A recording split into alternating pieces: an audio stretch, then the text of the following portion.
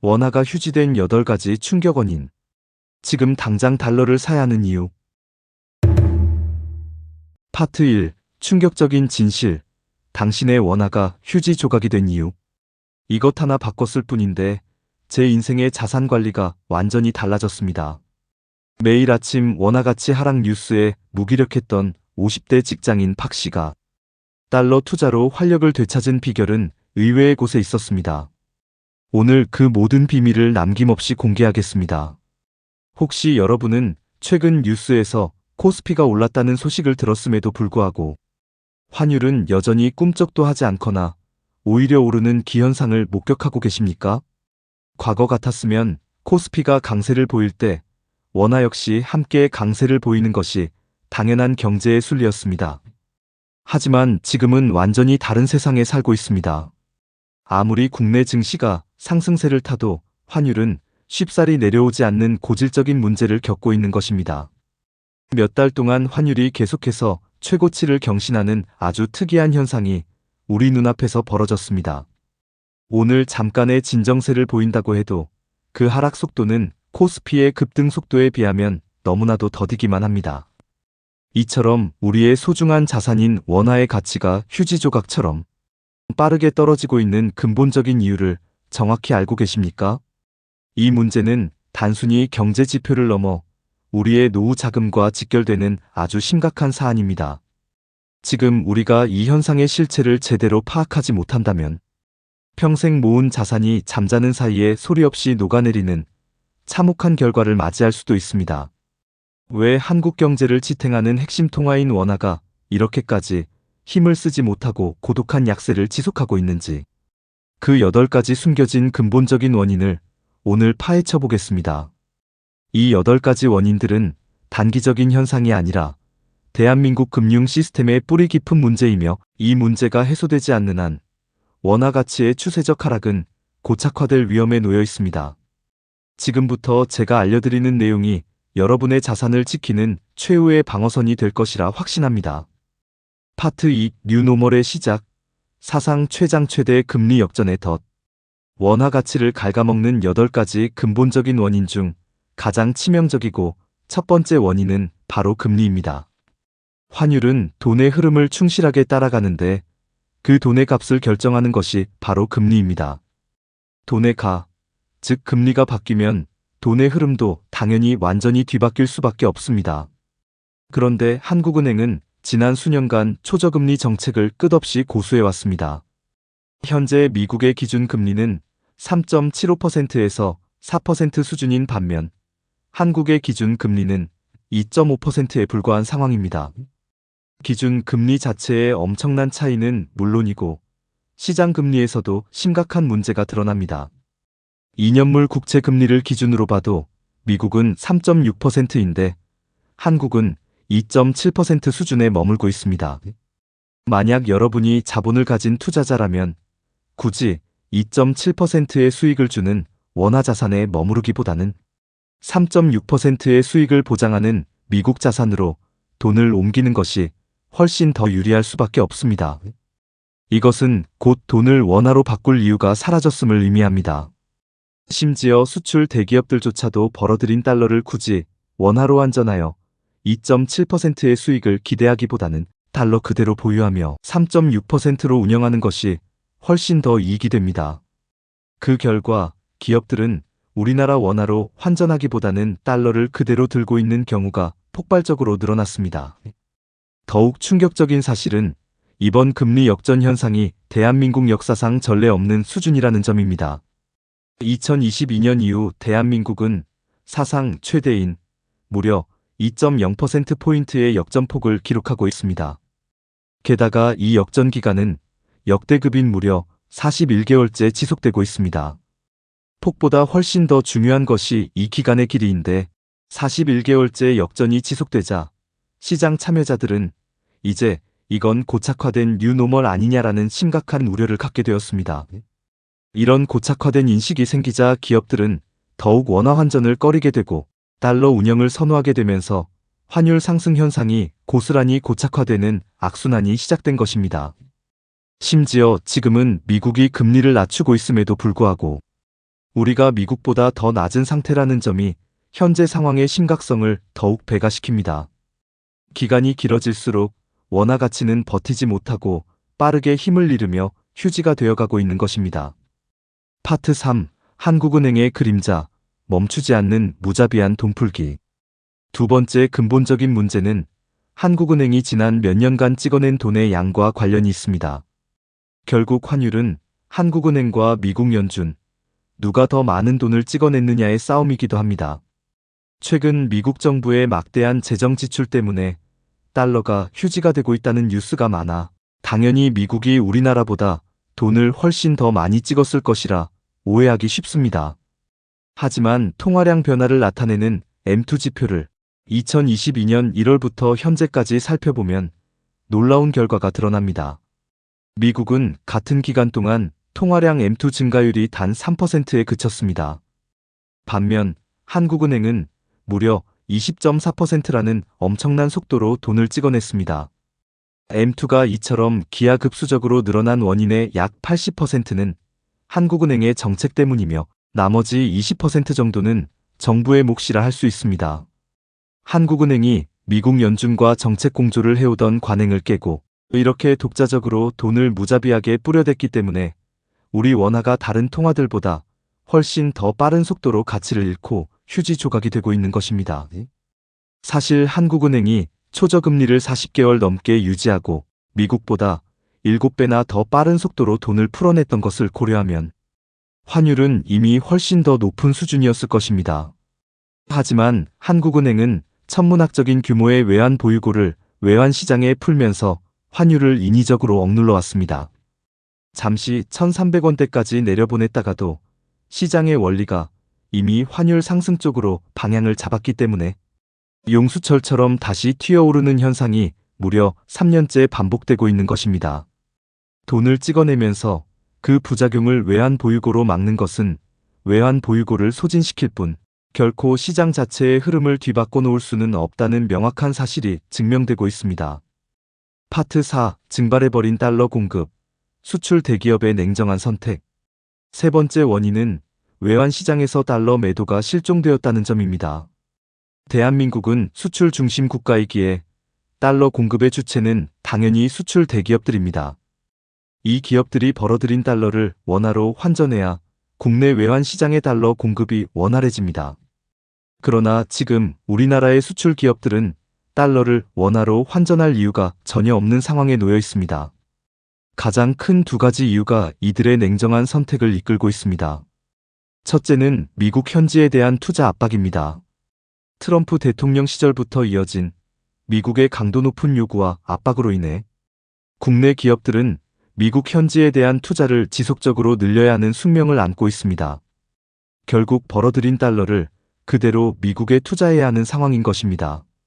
두 번째이자 더 중요한 이유는 한국은행이 인위적으로 만들어 놓은 초저금리 상태 때문에 달러를 계속 굴리는 것이 원화를 보유하는 것보다 훨씬 더 높은 금리 이익을 보장하기 때문입니다. 수출 대기업 입장에서 억지로 낮은 금리 환경에 놓인 원화 자산으로 바꿀 이유가 없는 것입니다. 이러한 상황은 무려 41개월 동안 지속되어 왔습니다. 그 결과 외환 시장에서는 달러 공급이 급격하게 메말라 버리는 현상이 발생했습니다. 달러를 팔아야 할 주체들이 팔지 않으니 수요와 공급의 불균형이 심화되어 환율이 계속해서 위로 치솟을 수밖에 없는 환경이 외환 시장에 고착화된 것입니다. 이처럼 수출 대기업의 냉철한 이윤 추구가 원화 가치를 압박하는 세 번째 주요 원인으로 작용하고 있습니다. 파트 5. 매국 논란 속의 딜레마, 국민연금의 천문학적 달러 매입. 네 번째 원인은 외환 시장에서 달러 매입이 천문학적으로 이루어지고 있다는 점입니다. 달러 수요를 끊임없이 유발하는 핵심 주체는 바로 국민연금입니다. 국민연금은 국민들의 보험료 절반 이상을 의무적으로 달러 자산 매입에 투입하고 있습니다. 일부에서는 국민연금이 국민의 자산으로 달러 자산에 투자한다며 매국노가 아니냐는 비판까지 제기합니다. 그러나 국민연금의 이러한 결정 뒤에는 심각한 고민이 숨어 있습니다. 지금이야 보험료 수입이 지출보다 많지만 10여 년 뒤에는 국민연금의 지출이 수입을 초과하게 됩니다. 그때가 되면 쌓아뒀던 자산을 팔아야 하는데 만약 국내 자산만 갖고 있다가 대규모로 팔아치우게 되면 우리나라 코스피를 폭락시키는 최악의 상황을 초래할 수 있습니다. 따라서 국내 시장의 충격을 최소화하고 자산 포트폴리오를 분산하기 위해 어쩔 수 없이 절반 이상을 달러 자산에 투자하고 있는 것입니다. 결국 국민연금의 보험료가 쌓이면 쌓일수록 달러에 대한 수요는 기하급수적으로 증가하게 됩니다. 게다가 앞으로 국민연금 보험료율이 현재 9%에서 소득의 13%로 점진적으로 높아질 예정이어서 달러 수요는 더욱 폭발적으로 늘어날 것을 시장은 이미 파악하고 있습니다. 이는 곧 수출 대기업의 달러 공급은 실종되었는데 국민연금으로 인한 달러 수요만 늘어나는 심각한 외환시장 불균형을 야기하고 있습니다. 게다가 그동안은 국민연금이 한국은행과 통화 스와프를 맺어 달러를 공급하는 방식으로 환율 방어를 해왔지만 이 방식이 미국 재무부에게 외환시장 조작으로 딱 걸려버렸습니다.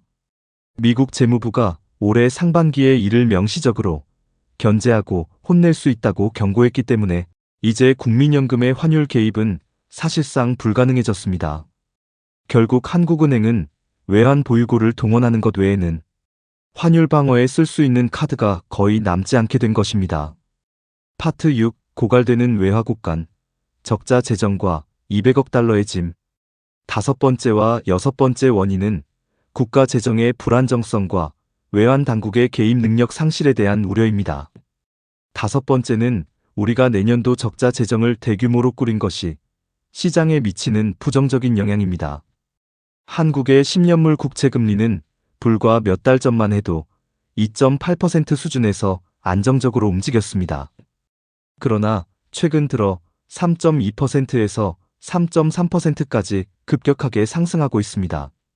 이는 대규모 적자 재정에 따른 국채 가격 하락과 국가부채 증가에 대한 시장의 깊은 우려를 반영한 것입니다. 만약 금리가 계속 올라갈 것이라는 걱정이 확산되면 국채 가격이 떨어질 것을 우려하여 우리나라 국채 시장에서 외국 자본, 즉 달러가 빠져나가는 심각한 문제가 발생할 수 있습니다. 여섯 번째 원인은 해마다 미국에 200억 달러를 의무적으로 투자해야 하는 부담입니다. 이는 우리나라의 외환 보유고 사정을 고려할 때 굉장히 큰 부담이 될 수밖에 없습니다. 현재 우리나라의 외환 보유고는 4,280억 달러 수준입니다. 통상적으로 한국은행이 무리하게 외환 시장에 개입하지 않는다면 1년에 200억 달러 정도는 외환 보유고에 자동으로 쌓여왔습니다. 그런데 이 쌓여야 할 돈인 정확히 200억 달러를 미국에 투자해야 한다면 더 이상 우리나라의 외환 보유고는 늘어날 수가 없게 됩니다. 이는 한국은행의 외환 시장 개입 능력이 사실상 상실됨을 의미합니다. 지난 이창용 총재 재임 기간 동안 한 해 외환 보유고 소진액은 200억 달러였는데 실제로 자동적으로 쌓일 200억 달러를 잃은 것까지 계산하면 실제 소진액은 연간 400억 달러에 달했다는 뜻입니다. 결국 매년 400억 달러를 쏟아부어 간신히 환율을 방어해왔는데 이제 200억 달러의 의무 투자가 추가되면 한국은행의 외환 시장 개입 능력은 앞으로 더욱 치명적으로 약화될 것입니다. 외환 당국의 동원 능력이 사라진다는 것은 앞으로 환율에 대한 불안정성이 계속해서 늘어날 수밖에 없음을 예고하는 것입니다. 파트 7. 일본발 전염병과 8가지 원인의 총체적 위기. 일곱 번째 원인은 비교적 격가지 문제이긴 하지만 무시할 수 없는 일본 엔화 약세와의 연동성입니다. 현재 일본의 엔화 가치 역시 계속해서 휴지 조각처럼 떨어지고 있습니다. 엔화는 2025년 4월에 1달러당 140엔이었는데 불과 6개월 만에 147엔이 되었고 지금은 154엔에 육박하고 있습니다. 예전에는 우리나라 원화 가치가 중국의 위안화 가치와 연동되는 경향이 강했지만 최근 들어 우리나라와 중국 경제가 점차 디커플링되는 현상이 일어나고 있습니다. 그 결과 우리나라 원화 가치는 일본의 엔화 가치에 좀 더 밀접하게 연동되는 모습을 보이기 시작했습니다. 따라서 엔화 가치가 이처럼 끊임없이 떨어지니 우리 원화 가치 역시 함께 하락하는 동반 약세 현상이 일어나기 시작한 것입니다. 지금까지 우리는 원화 가치를 빠르게 휴지 조각으로 만들고 있는 8가지 근본적인 원인을 모두 살펴보았습니다. 이 8가지 원인들은 단기적으로 해소될 수 있는 문제가 아니라 한국은행의 통화정책 기조, 수출기업의 이익 추구, 국민연금의 운용 딜레마, 국가 재정의 불안정성 등 거대한 구조적 문제들이 복합적으로 작용한 결과입니다. 물론 지금 당장 미국에서 단기 금융시장 안정화와 셧다운 해소에 대한 기대감이라는 두 가지 호재가 있지만 이조차도 일시적인 완화에 불과하며 근본적인 8가지 문제들이 해결되지 않는 한 환율은 언제든 용수철처럼 다시 튀어오를 수 있습니다.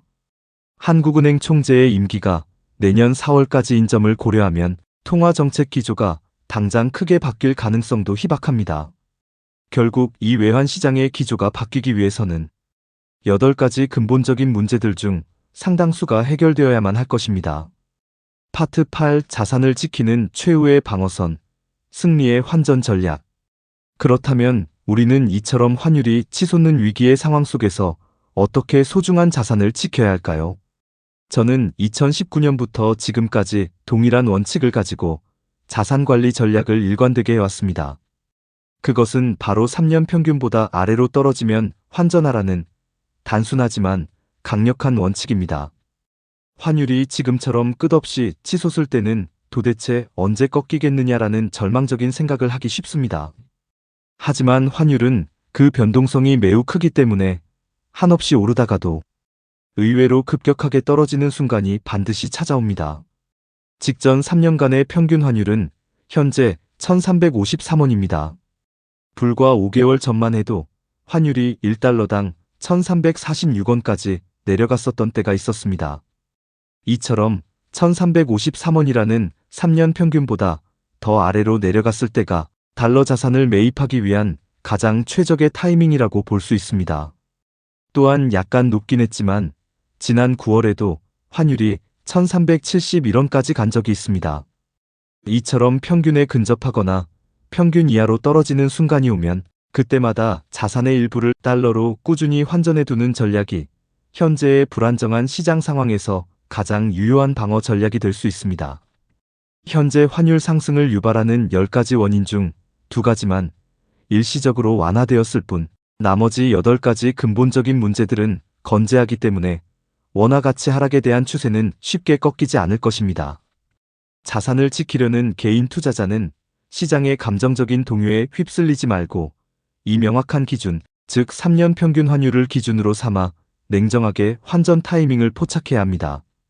오늘 이 지침을 통해 여러분은 원화 가치 하락이라는 시대적 재앙 속에서 자산을 지키고 오히려 성장의 기회를 잡는 현명한 투자자가 되시기를 진심으로 기원합니다. 여러분의 소중한 댓글을 통해 현명한 자산관리 아이디어를 함께 나누어 주시면 감사하겠습니다.